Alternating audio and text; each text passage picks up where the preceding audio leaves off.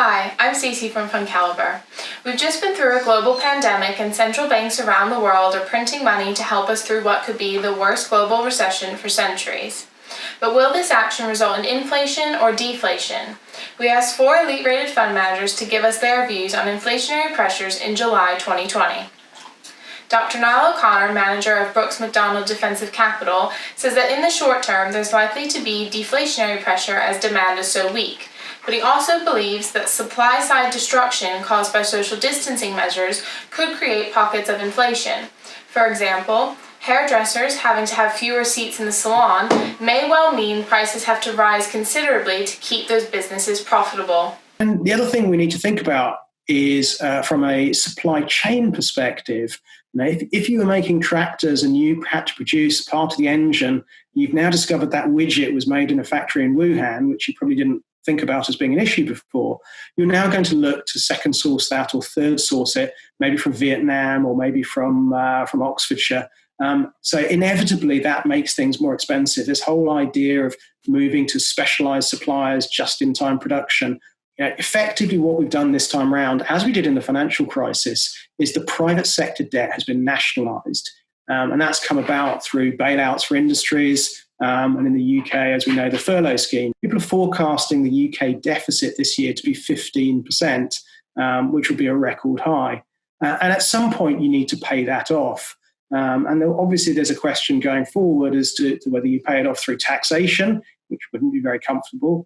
That's be a lot of austerity to do that, or whether we simply go the simpler way, which is getting rid of that debt through inflation. I suspect, you've always got to sort of think, will it be different this time? John Bennett, manager of Janus Henderson European Focus, said in his recent podcast that he doesn't think inflation is a 2020 issue or even a 2021 issue. He thinks it's a deflationary shock that we're going through. The world is dammed up, parked in disinflationary beneficiaries, and has been for a long time, and has been right to be so, i.e.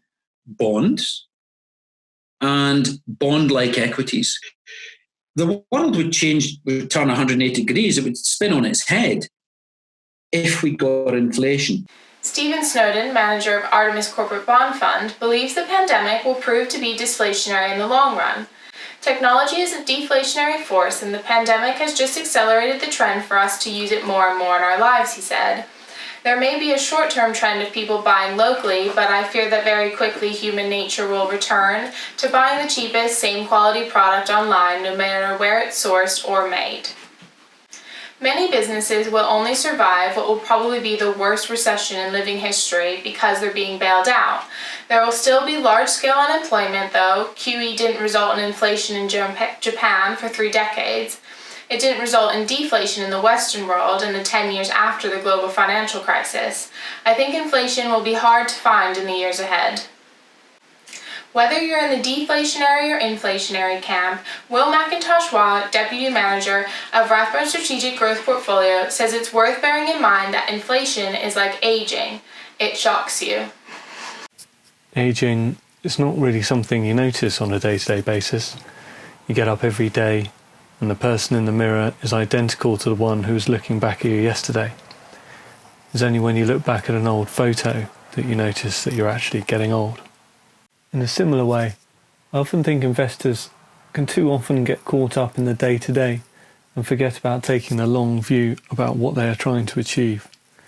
If inflation does pick up, it could do slowly and silently erode cash savings and the real value of your capital without you realising.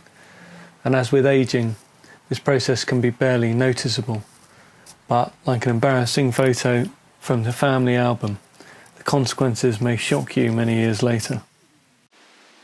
Want to learn more about the different types of inflation? Watch our introductory video, 5 different types of inflation and what it means for your wallet, and don't forget our short video on how to inflation-proof your investment portfolio. For more information on any of the funds mentioned, please visit our website, fundcalibre.com. And don't forget to subscribe for more content.